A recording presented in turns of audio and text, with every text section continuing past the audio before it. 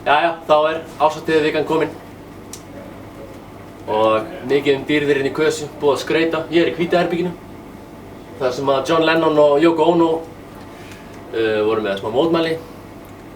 Allt inn í kösu tengist Beatlunum á einhvern hátt og af hverju Beatlarnir, spurði fólk. Af hverju ekki Beatlarnir, sagði ég á móti.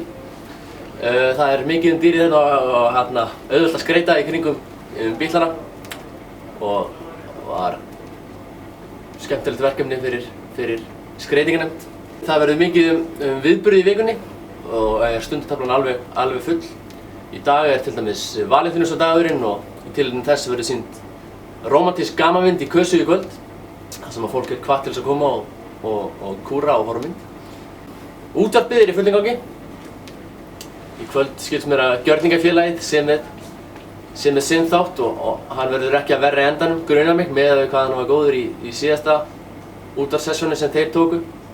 Bíðið spenntur eftir að stilla inn á 98,3 eða á radio.is.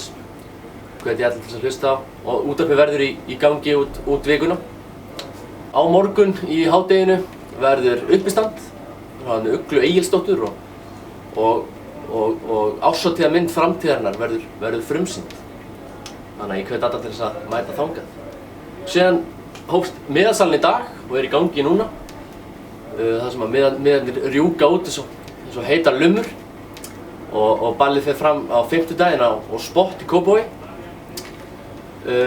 Fæstir emmenningar hafa farið á ball á Spott og fæstir bara yfir höfuð en nú eru bara 9 tímar þar sem að Broadway er dáið og eru allir skólar að svona pröfa sig áfram í þessu hvað tekur við.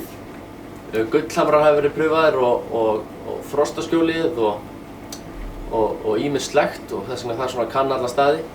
Við fórum á Spott og við gerðum svona smá könnun við í stjórninni, skoðuðum eiginlega alla staði á höfuðborgarsvæðinu og okkur leist mjög vel á þennan. Hann tekur fleiri en til dæmis Súlnasalurinn og gott kerfi þarna og ég held að við geti myndast frábær stemming. Ég held ekkert það, ég veit það. Þetta ball verður algjör snilld og Blood Group að koma og spila.